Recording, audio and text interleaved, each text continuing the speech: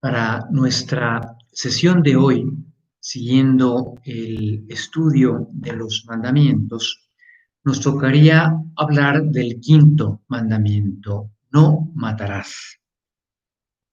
La vida humana es sagrada por su origen, porque en el inicio hay un acto creador de Dios irrepetible que por amor crea el alma humana, cada alma humana, y la infunde en el cuerpo que aportan los padres.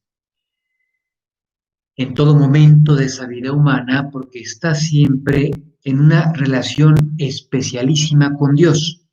Dios cuida de cada una de sus criaturas y particularmente de cada criatura humana en este universo sensible, en este mundo material.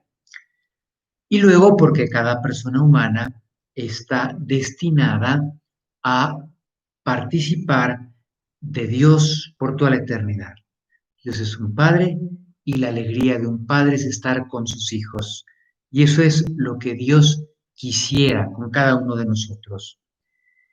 Por tanto, nadie puede atribuirse el derecho de privar de la vida a un ser humano inocente.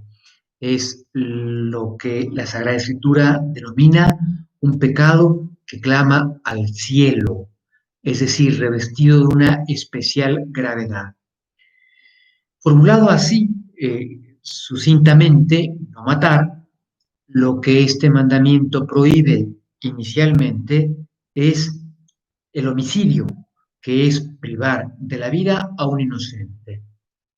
Ahora, está implicado dentro de este mandamiento evitar cualquier daño injustamente causado a otro: golpear, herir, insultar. Las palabras injuriosas pueden hacer mucho daño.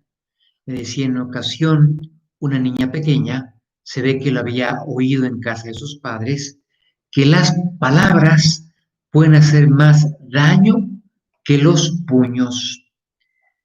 Ese daño, evidentemente, no está permitido, ya sea que no lo haga yo, sino que por medio de otros. También eso está incluido dentro del quinto mandamiento.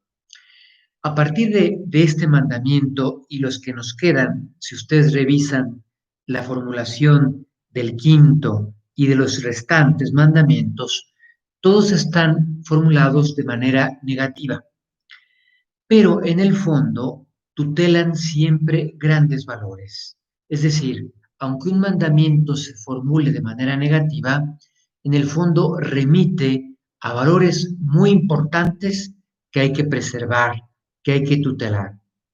En concreto, este quinto mandamiento lo que nos pide en positivo es cuidar la vida en mí y en los demás, y la vida biológica y la vida espiritual. Lo iremos viendo a lo largo de esta exposición. Se nos pide, como parte de ese cuidar la vida, esforzarnos por imitar a Dios, de quien es propio el perdón y la misericordia. El Señor dirá que quienes promueven la paz son bienaventurados. Hay, por así decirlo, un premio especial para aquellos que fomentan la paz, porque imitamos a Dios de una manera muy clara y por tanto hay que esforzarnos en este esfuerzo personal y social por promover la paz. Una primera medida es controlar la pasión de la ira. Hemos hablado de las pasiones en general, de la pasión de la ira en concreto, lo importante que es educarlas. Una persona colérica que se deja llevar fácilmente de la ira, pues fácilmente incurrirá en faltas contra el quinto mandamiento. ¿Cuáles son las faltas específicas que están contempladas en este mandamiento? Primero, la interrupción voluntaria del embarazo, de la gestación. Hay que distinguir. El aborto natural es cuando por causas naturales, ajenas a nuestro querer, se interrumpe la gestación. Y nuestra experiencia, la de todos nosotros, es que eso supone un gran dolor a los papás que estaban ilusionados esperando el nacimiento de su hijo. Nosotros en mi familia somos 5 hermanos, pero hubiéramos sido 9. 4 se perdieron en la gestación y desde luego que es motivo de dolor para todos nosotros recordar que ahí hay 4 hermanos que esperamos en su momento poder conocer en el cielo, pero que no nacieron. Lo que el quinto mandamiento prohíbe es la interrupción voluntaria y directa de esa gestación. Se estrenó en México y está estrenándose ahora en España una película muy interesante, Unplanned se llama en inglés, Sin planificar se llama en español, que es el testimonio de Abby Johnson, una mujer que durante 7 años trabajó en una clínica abortista impulsada por Planned Parenthood y como ella no sabía, había mucha ignorancia, pero al cabo de ese tiempo alcanzó a captar, ¿verdad? La luz de la inteligencia, la voz de la conciencia, que le hace ver, oye, aquí hay un bebé, en principio, pues si los padres no lo quieren, hay otras soluciones. Se puede dar en adopción. Aquí en México hay instituciones maravillosas que se encargan de esto, pero lo que no cabe es privar de la vida a esa persona en ese periodo de su gestación. Recuerdo que el derecho canónico prevé que quien con pleno conocimiento y perfecta advertencia de lo que hace, realiza este pecado, incurre también en la pena canónica de excomunión. Hace falta 3 condiciones: la edad mínima, 16 años, que aquella acción se consumó, es decir, que se tiene la seguridad de que efectivamente aquella criaturita fue eliminada, y luego que la persona conociera que había esa pena canónica. Se suele decir en el derecho civil que la ignorancia de una ley no exenta de ella, pero eso no se aplica en el derecho canónico.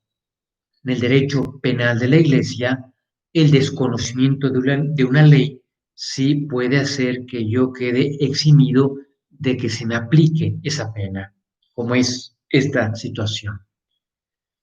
Desde el año 2016, noviembre, el Papa Francisco ha querido que cualquier sacerdote que tenga licencias para confesar pueda absolver de este pecado. Y él ha recordado que no es para disminuir la gravedad de esta acción, sino para facilitar que la gente acuda a buscar la misericordia infinita de Dios y que pueda de esa manera captar más fácilmente qué grande es el perdón de Dios. Y por tanto, ha dispuesto el Papa, desde hace ya van a ser 4 años, esa facilidad para que quien haya incurrido en esta pena pueda recibir el perdón correspondiente. Dentro de este quinto mandamiento también está la prohibición de la eutanasia, que es provocar directamente la muerte de un paciente. Hay que distinguir entre eutanasia y el interrumpir unos medios que ya son innecesarios y que lo único que hacen es alargar inútilmente la agonía de una persona en su etapa final de vida. Interrumpir esos medios que son pesados para el paciente, que son onerosos para la familia, eso es legítimo. Esa no es eutanasia, cuando la medicina ya no ofrece nada. Y por tanto, pues simplemente todos esos medios extraordinarios lo que están haciendo es alargar inútilmente una agonía. De ahí la importancia de lo que se denomina la medicina paliativa. Eso es muy interesante. Hay países que han ido avanzando en ese terreno. Inglaterra, por ejemplo. Cuando la medicina ya no puede curar, siempre puede por lo menos acompañar y consolar. Y se ha desarrollado una rama bonita de la medicina que va en esa dirección. Ofrecerle a un paciente que ya no tiene curación una calidad de vida buena en esa etapa final. Decía uno de estos innovadores de la medicina paliativa, decía que cuando un paciente pide eutanasia, hay que entender que lo que está pidiendo es un cambio de médico, alguien que sí me ayude a tener una calidad buena de vida en esta etapa de mi enfermedad. Otra falta prevista en el quinto mandamiento es el suicidio, que es quitarse uno la vida a sí mismo. Recordar que somos administradores de la vida que se nos ha prestado. No somos dueños de ella, no somos propietarios. La vida siempre le pertenece a Dios. Y quitármela directamente es un acto contrario al recto amor que cada uno ha de tener por sí mismo. Es también una falta de caridad con los demás, porque les estoy privando de mi aportación. Todos aportamos, todos somos necesarios, nadie es indispensable, se suele decir, pero todos necesarios y todos aportamos al bien común. Y yo autoexcluirme para que los demás tengan que prescindir de mi aportación, también supone una falta de caridad con el prójimo. Yo pienso personalmente que en la casi totalidad de estos casos lo que hay es una enfermedad, una depresión muy grande que no hace ver otra salida, otra luz, como esta luz intensa que hay aquí esta mañana, que privarme de la vida. Y por eso la gente recurre a esta posibilidad. Les doy un dato interesante, histórico y litúrgico. Antiguamente, cuando alguien se suicidaba, estaban prohibidas las exequias, es decir, el funeral solemne. Se podía pedir por esa persona en privado. Ahora ya no, esa prohibición ya se quitó. ¿Por qué? Porque hemos aprendido que muchas veces detrás de un suicidio lo que hay es una enfermedad tremenda que no veía como más que solución quitarse la vida. Hay que hablar en este quinto mandamiento de la legítima defensa. Quiero subrayar que no es que sean excepciones al quinto mandamiento. Se puede matar en estos casos. No, porque el quinto mandamiento lo que prohíbe es dar muerte al inocente. Pero si la persona no es inocente, si es un injusto agresor que pone en peligro mi vida, el poder llegar a privarle a él de su vida no es un homicidio, sino que es una acción que por su objeto moral es distinto de un homicidio. Es un acto de defensa legítima. Esta legítima defensa puede verificarse a tres niveles, vamos a decirlo así. Primero, a nivel individual, una persona que se protege de un injusto agresor que pone en peligro mi vida o la vida de personas que me están confiadas. Yo en principio tengo el derecho de protegerme y si no hubiera otro remedio más que privar de la vida a ese agresor, sería un acto de legítima defensa. Luego está la defensa de una sociedad con respecto a un agresor de esa sociedad, que es el tema de la pena de muerte. La sociedad, en principio, podría protegerse de una persona que la pone en peligro, llegando, si fuese el caso, a la posibilidad de eliminar a ese agresor. Tradicionalmente esto se consideraba así en la teología moral católica, que la sociedad tenía ese posible derecho de aplicar la pena de muerte. Pero la sensibilidad ha ido cambiando y la mejor explicación de esto es la que da San Juan Pablo II, que el Catecismo de la Iglesia recoge. Les leo las palabras de San Juan Pablo II que están ahora recogidas en el Catecismo de la Iglesia. Dice, para conseguir la medida y la calidad de la pena, deben ser valoradas y decididas esa medida hasta dónde llega la pena que la sociedad le va a imponer a un agresor, llegando incluso a contemplar la posibilidad de eliminar al reo. Ahora bien, este es el matiz importante. El caso en el que ya la única posibilidad que tiene la sociedad de defenderse de un agresor que fuese eliminarlo, ese supuesto, ese caso es ya muy raro, por no decir prácticamente inexistente.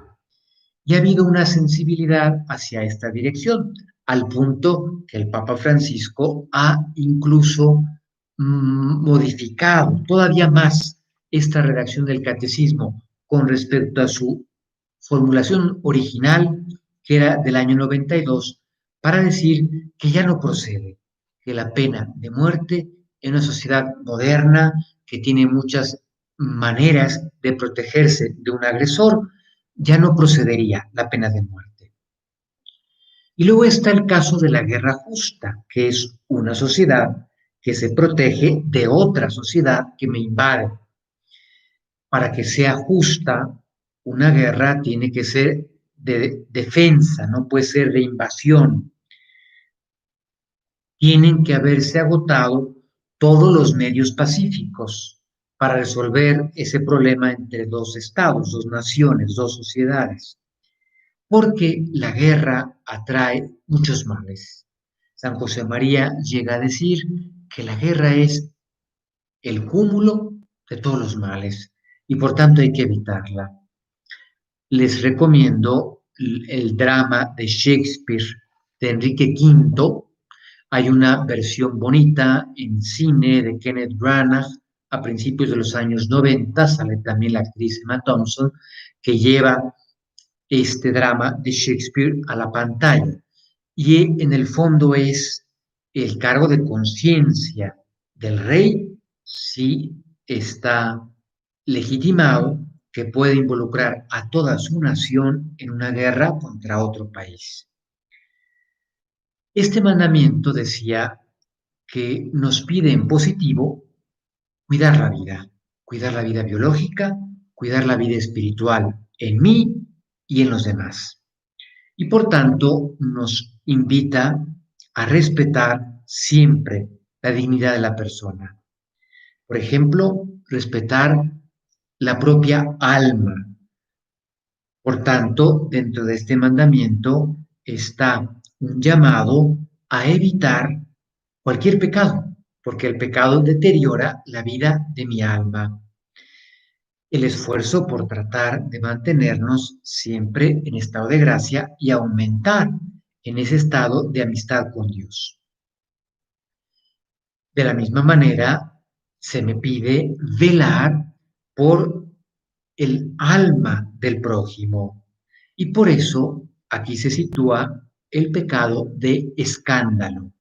Escándalo es facilitar que otro pueda pecar, pueda ofender a Dios, porque le doy un mal ejemplo, porque lo aconsejo mal, porque le di facilidades para que ofenda a Dios y por tanto puedo ser instrumento de que él pierda la vida de la gracia, de que su alma quede muerta. ¿Se acuerdan que Cristo tiene palabras muy fuertes hablando del escándalo? Dice, a quien escandalice a uno de estos pequeños, más le vale que le aten al cuello una de esas enormes piedras de molino y lo arrojen al mar.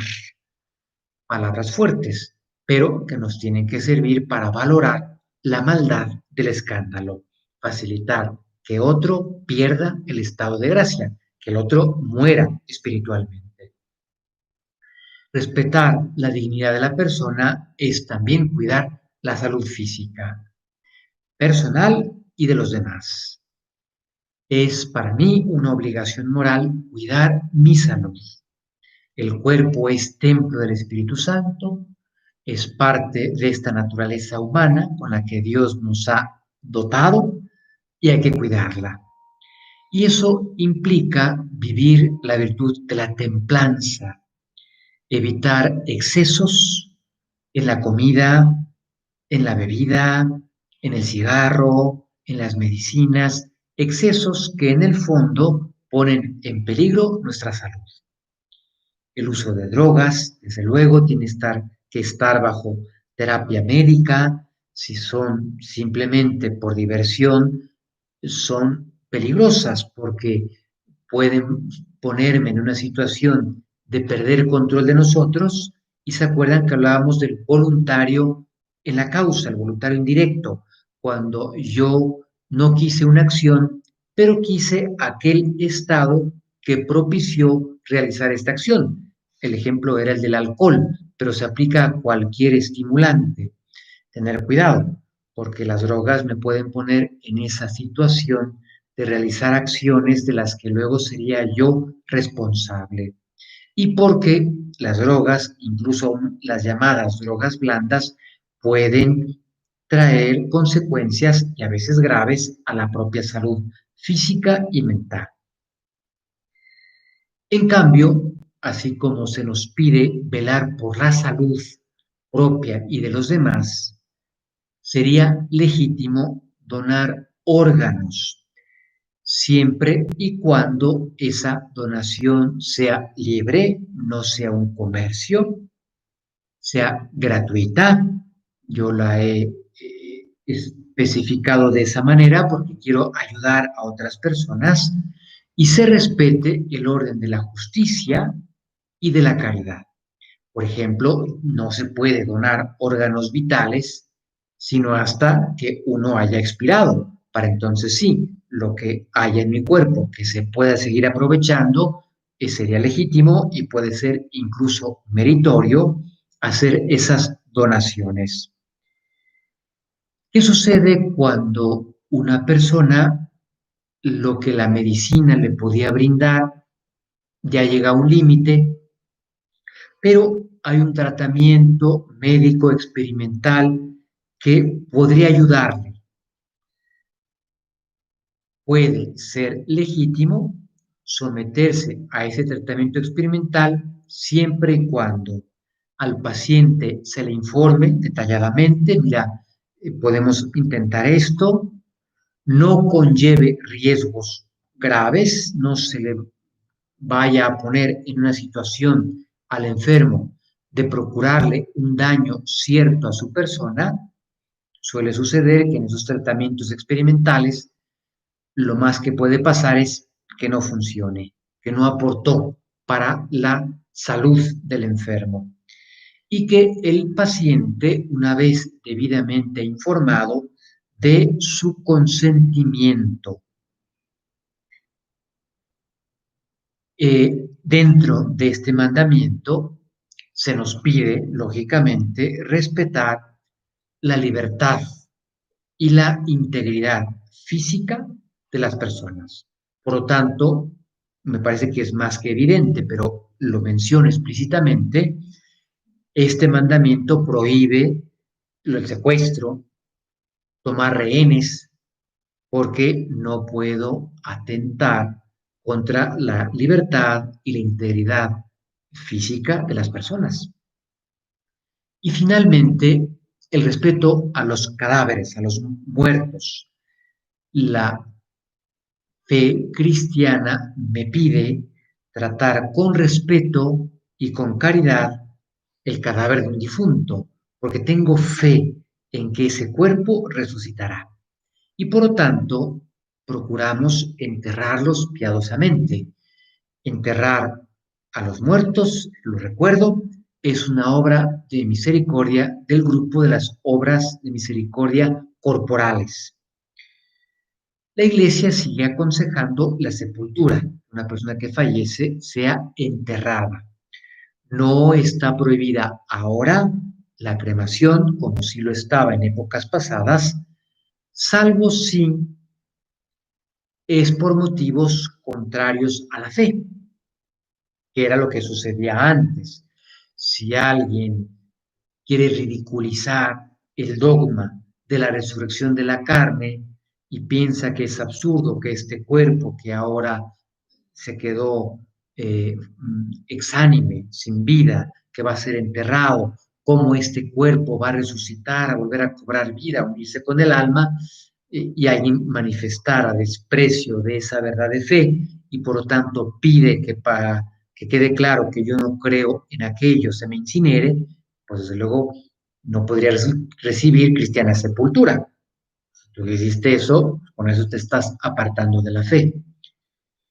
Pero en principio, si una persona tiene fe en que resucitará, pero por practicidad les facilito a mis familiares que puedan disponer de mi cuerpo, que puedan cremarlo y que las cenizas sean convenientemente depositadas en un lugar sagrado. Por ejemplo, las criptas que tenemos aquí en la iglesia, eso está perfectamente legitimado. Bien, recapitulando las ideas principales de este quinto mandamiento. La vida humana es sagrada y por lo tanto nadie puede atribuirse el derecho de disponer de ella. Dios es el Señor de la vida. Aunque este mandamiento está en negativo, nos pide evitar el homicidio, tutela grandes bienes, nos pide proteger la vida biológica y la vida espiritual. Y aunque la formulación directa es quitar la vida al otro, también está contemplado evitar cualquier daño injustamente causado a la otra persona. Se nos anima a ser gente que promueve la paz. Y las faltas específicas contra este quinto mandamiento las explicamos con detalle, ahora solo las enumero. Son el aborto, la eutanasia, el suicidio, que son formas de homicidio, quitar injustamente la vida de un inocente. En cambio, está permitida la legítima defensa, sea a nivel individual, sea el caso de guerra justa. En el caso de una sociedad que se protege de un agresor, ya vimos que actualmente ya no procedería la pena de muerte porque hay medidas para que la sociedad se proteja de alguien que trate de perjudicarla.